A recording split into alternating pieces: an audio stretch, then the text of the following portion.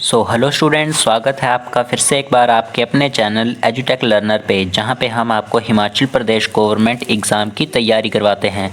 हमने junior office assistant के लिए सीरीज़ चलाई हुई थी, जिसके कि 9 पार्ट ऑलरेडी हो चुके हैं। आज ये इस वीडियो का पार्ट नंबर 10 है। अभी तक आपने हमारे चैनल को सब्सक्राइब नहीं किया है तो अभी हमारे चैनल को सब्सक्राइब करें और वीडियो को लाइक करें। और आपके लिए एक इम्पॉर्टेंट नोटिफिकेशन है, अगर आप हिमाचल प्रदेश गवर्नमेंट एग्ज़ाम्स की तैयारी कर रहे हैं, यानी कि किसी भी एग्ज़ाम की तैयारी कर रहे हैं, तो हमारे चैनल पे आपके लिए रीजनिंग और मैथमेटिक्स की क्लासेस शुरू होने वाली हैं। जल्दी से जल्दी हमारे चैनल को सब्सक्राइब कर दें और हमारे टेलीग्राम लिंक से ग्रुप को भी ज्वाइन कर लें।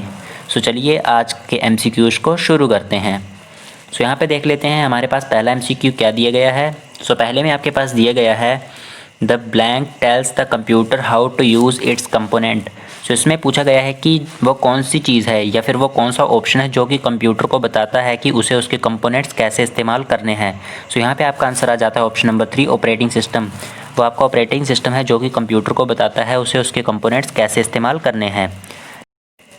नेक्स्ट आ जाता है आपका क्वेश्चन नंबर 2। क्वेश्चन नंबर 2 में आपसे पूछा गया है what does CO stands in COBOL. यहाँ पे पूछा गया है कोबोल की जो आपकी फुल फॉर्म होती है उसमें CO का क्या मतलब होता है।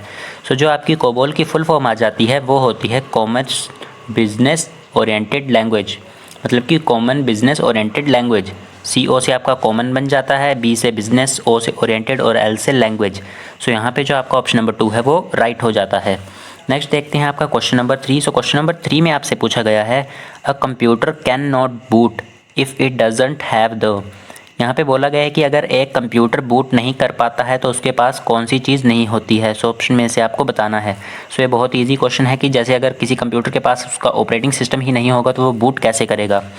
यहाँ पर आपका ऑप्शन नंबर 3 राइट हो जाता है। नेक्स्ट आ जाता है आपका क्वेश्चन नंबर 4। इसमें आपसे पूछा गया है the functions of an assembler is. यहाँ पे आपसे पूछा गया है जो असेंबलर है उसका फंक्शन या फिर उसका काम क्या है। ये तो सभी को पता है कि जो असेंबलर होता है उसका काम होता है असेंबली लैंग्वेज को मशीन लैंग्वेज में कन्वर्ट करना। यहाँ पे आपका ऑप्शन नंबर 3 राइट हो जाएगा। नेक्स्ट देख लेते हैं क्वेश्चन नंबर 5। क्वेश्चन नंबर 5 में आपसे पूछा गया है each model of a computer has a unique. जो जैसे कि आपके पास एक आपका कंप्यूटर है, एक आपके फ्रेंड का कंप्यूटर है। बोला गया है कि जो कंप्यूटर का हर एक मॉडल होता है उसमें क्या चीज़ यूनिक होती है। यहाँ पे जो आपके आंसर आ जाता है वो होता है आपका ऑप्शन नंबर 2, मशीन लैंग्वेज। जो उसकी मशीन लैंग्वेज होती है वो यूनिक होती है हर किसी कंप्यूटर की। देख लेते हैं क्वेश्चन नंबर 6। उससे पहले मैं आपको एक बार फिर से बता देता हूँ कि हमने अपने चैनल पे जो रीजनिंग और मैथमेटिक्स से रिलेटेड नई सीरीज़ को स्टार्ट करने वाले हैं। अगर आप या फिर आपका कोई फ्रेंड वगैरह है जो कि हिमाचल प्रदेश गवर्नमेंट एग्ज़ाम की तैयारी कर रहा है, वो मैथ और रीजनिंग की क्लासेस हमारे चैनल से प्रोवाइड कर सकता है। नेक्स्ट आ जाता है आपका क्वेश्चन नंबर 6। क्वेश्चन नंबर 6 में आपसे पूछा गया है the software tool that enables a user to interact with a computer for specific purpose. इसमें पूछा गया है कि सॉफ्टवेयर टूल ऐसा कौन सा है जो कि यूज़र को कंप्यूटर से किसी स्पेशल पर्पस काम के लिए एनेबल करता है। वो आ जाता है आपका एप्लीकेशंस। जैसे कि आपका फ़ोन है और अगर आपने उसमें जैसे कि टॉर्च जलानी है, आप उसमें जो आपकी एप्लीकेशन होती है टॉर्च वाली उस पर क्लिक करते हैं, या फिर आपकी कोई एप्लीकेशन आ गई जिसमें कि कैमरा आ जाता है, उसमें आप टॉर्च को इस्तेमाल करते हैं, तो उस तरह से आपका यहाँ पे आंसर आ जाता है एप्लीकेशन। नेक्स्ट देख लेते हैं क्वेश्चन नंबर 7। क्वेश्चन नंबर 7 में आपसे पूछा गया है the operating system is the most common type of which software, मतलब कि कौन से सॉफ्टवेयर का टाइप है ऑपरेटिंग सिस्टम। यहाँ पे तो बेसिक सा क्वेश्चन हो जाता है कि जो ऑपरेटिंग सिस्टम है वो एक सिस्टम सॉफ्टवेयर का टाइप है। नेक्स्ट आपका आ जाता है क्वेश्चन नंबर 8। क्वेश्चन नंबर 8 यहाँ पे दिया गया है which among the following is या फिर आर इंटरप्रेटेड लैंग्वेज। पूछा गया है कि इन ऑप्शंस में से कौन सी इंटरप्रेटेड लैंग्वेज है। इंटरप्रेटेड लैंग्वेज वो होती है जो कि बाहर से इंस्टॉल की जाती है। जैसे कि आपको पता है जो आपका कंप्यूटर ऑपरेटिंग सिस्टम है उसमें C तो पहले की होती है और C+ भी पहले की होती है, लेकिन जो आपकी जावा और विजुअल बेसिक होती है वो पहले की नहीं होती हैं। तो यहाँ पर आपका ऑप्शन नंबर 5 राइट आ जाएगा। नेक्स्ट देख लेते हैं क्वेश्चन नंबर 9। क्वेश्चन नंबर 9 में आपसे पूछा गया है a normal compiler takes source code as input and proceed this as output. बताया गया है जो एक कंपाइलर होता है वो सोर्स कोड को इनपुट के रूप में लेता है और आउटपुट में क्या देता है, तो वो आपका आ जाता है ऑब्जेक्ट कोड। यहाँ पे आपका ऑप्शन नंबर 2 राइट हो जाएगा। नेक्स्ट देख लेते हैं क्वेश्चन नंबर 10। सो क्वेश्चन नंबर 10 में पूछा गया है एन असेंबलर इज़ अ। सो इसमें पूछा गया है जो असेंबलर है वो क्या है। तो यहाँ पे आ जाता है आपका ऑप्शन नंबर 3 राइट। आपका जो असेंबलर है वो मशीन डिपेंडेंट है। जैसे कि हमने आपको पहले ही बताया, जो आपका असेंबलर है वो हर कंप्यूटर के लिए अलग अलग होता है। मतलब कि जो आपका ट्रांसलेटर है मशीन लैंग्वेज को अलग अलग कंप्यूटर अलग अलग तरीके से कन्वर्ट करता है। सो चलते हैं क्वेश्चन नंबर 11 की तरफ। सो इसमें पूछा गया है अ लिंकर प्रोग्राम। सो यहाँ पे पूछा गया कि जो लिंकर प्रोग्राम है वो क्या है। सो इसके नाम से ही पता चलता है लिंकर, मतलब कि किसी चीज़ को वो लिंक करता है। सो यहाँ पे आपका ऑप्शन नंबर 3 राइट हो जाता है, क्योंकि links the program with other programs need for its execution, जो कि अपनी एग्जीक्यूशंस के लिए अदर प्रोग्राम के साथ लिंक करे खुद को। सो नेक्स्ट आ जाता है आपका question number 12। So question number 12 में आपसे पूछा गया है which of the following system software resides in main memory always. So पूछा गया है जो आपका कौन सा ऐसा सिस्टम सॉफ्टवेयर है जो कि आपका मेन मेमोरी में हमेशा रहता है। सो वो आपका आ जाता है लोडर। जो लोडर होता है वो आपका मेन मेमोरी में हमेशा रहता है, क्योंकि वो बाकी जो आपका प्रोग्राम या फिर प्रोसीजर्स होते हैं उनको मेन मेमोरी में लोड करने का काम करता है। सो इसलिए उसको मेन मेमोरी में रहना ज़रूरी है। सो यहाँ पे आपका क्वेश्चन नंबर 13 देख लेते हैं।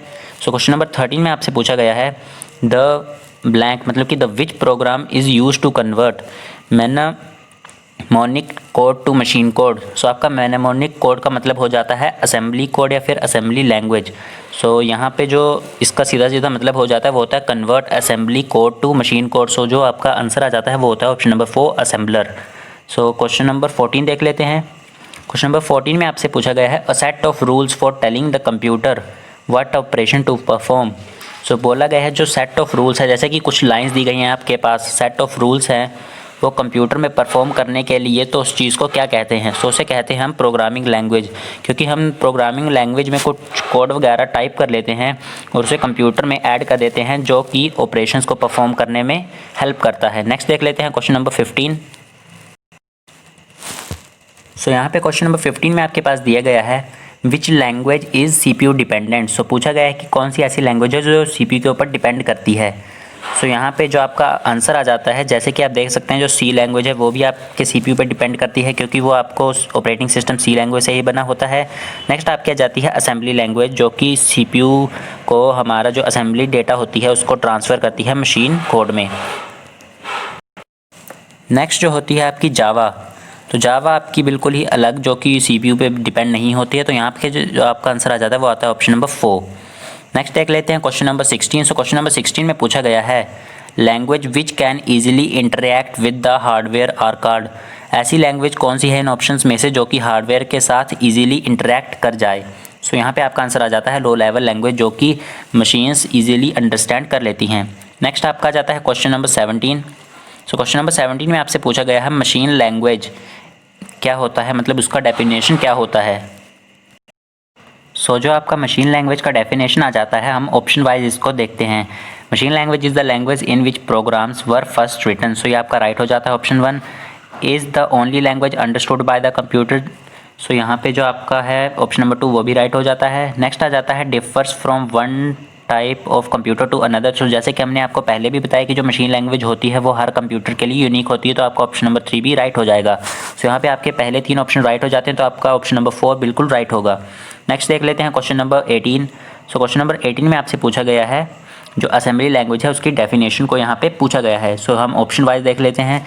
यहाँ पे दिया गया है use alphabetic code in place of binary number use in machine language. तो आपका यहाँ पे ऑप्शन नंबर 1 राइट हो जाता है, क्योंकि जो आपकी असेंबली लैंग्वेज होती है वो मशीन लैंग्वेज की जगह थोड़े बहुत जो अल्फ़ाबेट होती हैं उन्हें इस्तेमाल करती है। नेक्स्ट देख लेते हैं is the easiest language to write program. So यहाँ पे ऑप्शन नंबर 2 गलत हो जाता है, क्योंकि असेंबली लैंग्वेज आपकी थोड़ी डिफ़िकल्ट होती है। तो यहाँ पे आपका ऑप्शन नंबर 1 ही राइट होगा। सो देख लेते हैं question number 19। So question number 19 में आपसे पूछा गया है computer language used on internet is. So यहाँ पे बहुत ही आसान क्वेश्चन पूछा गया है, जो कंप्यूटर लैंग्वेज इंटरनेट पे कौन सी इस्तेमाल की जाती है। सो यहाँ पे जो आपकी होती है जावा। वैसे तो आपकी HTML PHP CSS भी होती हैं लैंग्वेज, लेकिन जो आपकी जावा है वो भी इस्तेमाल की जाती है एप्लेट्स के बनाने के लिए। नेक्स्ट आपका आ जाता है question number 20। So question number 20 में आपसे पूछा गया है a computer program used for business. So बोला गया है कि जो कंप्यूटर प्रोग्राम, यहाँ पे प्रोग्रामिंग लैंग्वेज होगा, जो कंप्यूटर प्रोग्रामिंग लैंग्वेज होती है वो बिजनेस एप्लीकेशंस के लिए कौन सी इस्तेमाल की जाती है।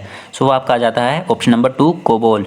और यहाँ से एक क्वेश्चन और बनता है कि कमर्शियल पर्पस के लिए कौन सी लैंग्वेज का इस्तेमाल किया जाता है, तो वो भी आपकी आ जाती है कोबोल। ये आपसे क्वेश्चन पिछले ईयर पूछा गया था। सो नेक्स्ट आपका आ जाता है क्वेश्चन नंबर 21। क्वेश्चन नंबर 21 में आपसे पूछा गया है the language which can be relocated easily is. ऐसी कौन सी लैंग्वेज है जो कि रीअलोकेट की जाती है ईजीली।